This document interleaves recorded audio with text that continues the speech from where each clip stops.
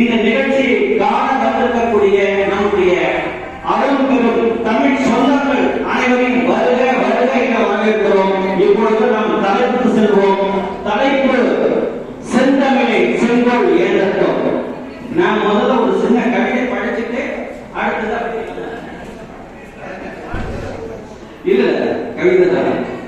செந்தமிழ் செங்கோல் ஏற்றட்டும், செந்தமிழே செங்கோல் ஏற்றட்டும், தமிழ் செம்மொழியே செம்மொழியே இவ்வுலகை ஆளட்டும், பைந்தமிழே தமிழ் மொழியே உலகத்தில் நிலைக்கட்டும், தமிழ் தாய்மொழியே இறைமொழியே மக்களை இணைக்கட்டும்.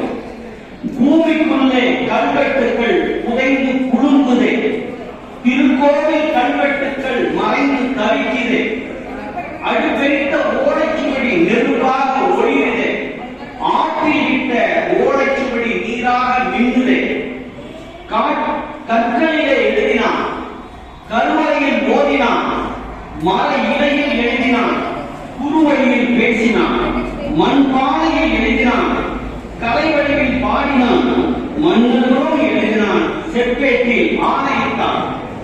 உண்மையான தாய்மொழியை துடைத்தெறிய நினைப்பதா, தெய்வங்களின் அருள் திருமொழியை அழிக்குளிக்க துடிப்பதா? தமிழர்களே துணை போனால் தமிழ் வளர்க்க முடியுமா? மனிதனாக வாழ வைக்கும் தாய் தமிழ் அழியுமா? செந்தமிழே செந்தமிழே செங்கோலை ஏற்றட்டும், தமிழ் செம்மொழியே செம்மொழியே இவ்வுலகை ஆளட்டும். அழிக்க நினைத்த அந்நியரை வளர்க்க வைத்ததே தமிழ். அகிலம் முழுவதும் தமிழ் மொழியை நிலைத்து வளருதே தமிழ். தமிழ் நெறிகள் தமிழ் மரபு உலகை இணைக்கிறது. பல மொழிகள் தமிழ் மொழியில் பிறந்து வளருது.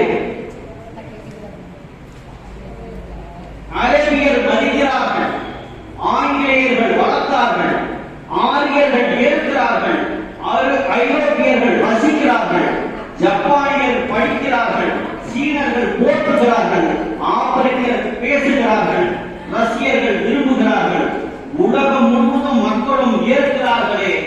தமிழ் பல உயிர்கள் பேசும் தாய்மொழியை மதிக்கிறார்களே, கற்கால தாய்மொழியை புதிக்கிறார்களே.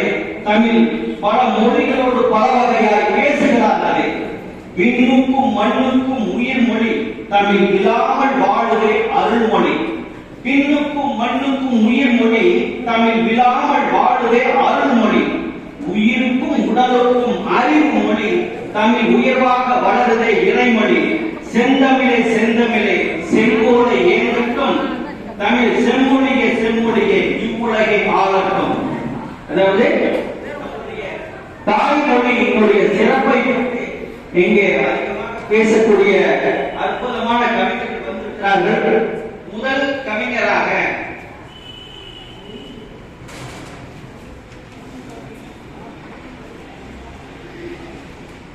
தாள்களும் எழுதுகோள்களும் இல்லாத காலத்தில் தோன்றிய தாய்மொழி செம்மொழி பற்றி பேச வருகிறார் கவிஞர் நறுமுகை. இன்றைய கவியுலகில் போற்றப்படுகின்ற பெரும் கவி, ஆசிரியர் பணியோடு ஆரம்பத்தில் பணியாற்றி வருகிறார் கவிஞர் நறுமுகை அவர்களை கவிபாட அழைக்க